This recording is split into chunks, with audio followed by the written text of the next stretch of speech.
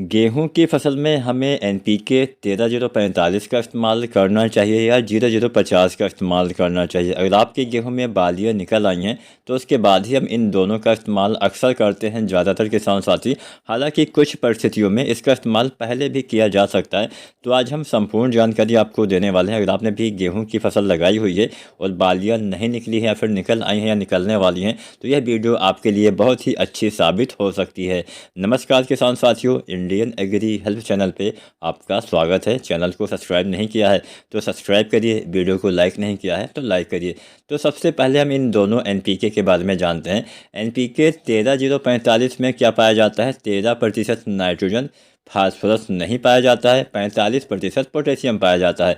NPK 0-050 में क्या पाया जाता है? इसमें भी दो तत्व होते हैं। पहला तत्व पाया जाता है पोटेशियम 50%, दूसरा होता है 17.5% सल्फर, यानी सल्फर और पोटास। ये दो तत्व आपका एनपीके 0-050 में पाया जाता है और पोटास और नाइट्रोजन ये दो तत्व एनपीके 13-045 में पाए जाते हैं। अब दोनों में हालांकि कुछ अलग अलग चीज़ें होती है, जैसे इसमें नाइट्रोजन होता है, उसमें नाइट्रोजन नहीं होता है, तो इसका काम भी थोड़ा सा डिफरेंस ही रहने वाला है। कब इस्तेमाल करना है सबसे पहले ये जानते हैं। जैसा कि मैंने बोला, विपरीत परिस्थिति में इसका इस्तेमाल पहले भी आप कर सकते हैं।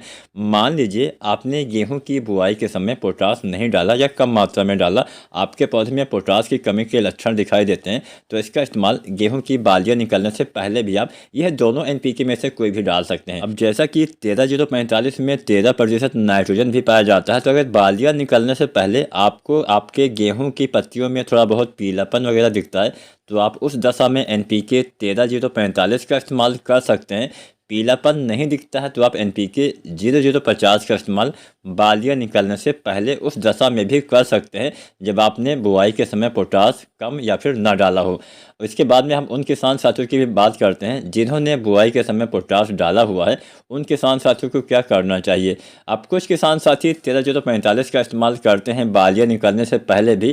कई बार पीलापन होने की वजह से भी इसका इस्तेमाल किया जाता है, लेकिन इसका इस्तेमाल ज़्यादातर बालियाँ निकलने के बाद करने से आपको ज़्यादा फ़ायदा मिलता है। अब कौन सी कंडीशन में कौन सा एनपीके डालना है ये भी आप जान लीजिए।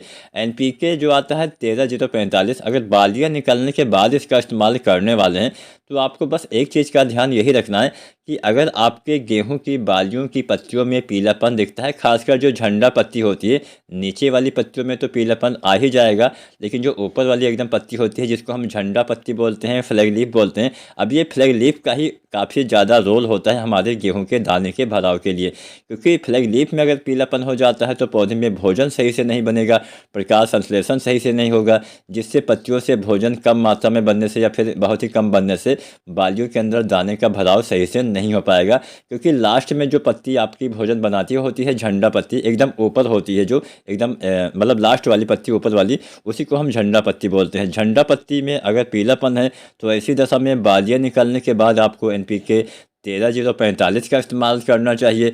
अगर झंडा पत्ती में पीलापन नहीं है, आपकी फसल हरी भरी आपको दिख रही है, तो 13-045 डालने की आवश्यकता नहीं है। ऐसी दशा में आप एनपीके 0-050 का इस्तेमाल करेंगे तो पोटास और सल्फर की पूर्ति से पौधे में अच्छा लाभ मिलेगा। अब यहाँ पे इनका काम क्या होता है? बालियाँ निकलने के बाद अगर आप 0-050 का खासकर इस्तेमाल करते हैं तो ये पौधे में जो हमारा भोजन पौधा बनाता है, ऐसा भी नहीं होता कि सभी भोजन इकट्ठा खत्म हो जाता है। पौधा भोजन बनाता रहता है, कुछ भोजन पौधे की रिक्तिकाओं में स्टोर रहता है, पौधे के अंदर ही स्टोर रहता है, जमा रहता है। वही स्टोर वाला भोजन आपके पौधे के दाने तक भेजने का काम यहाँ पे एनपीके 0-050 करता है। 13-045 भी करता है क्योंकि उसमें भी 45% पोटेशियम तो पाया ही जाता है, लेकिन 0-050 थोड़ा बेहतर ढंग से कर पाता है।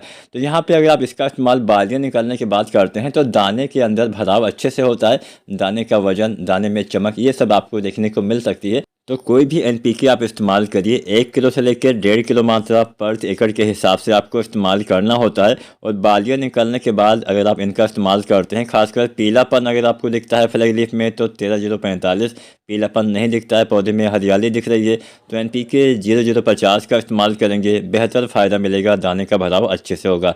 वीडियो जानकारी पसंद आई हो तो वीडियो को लाइक शेयर करें और चैनल को सब्सक्राइब करें। धन्यवाद।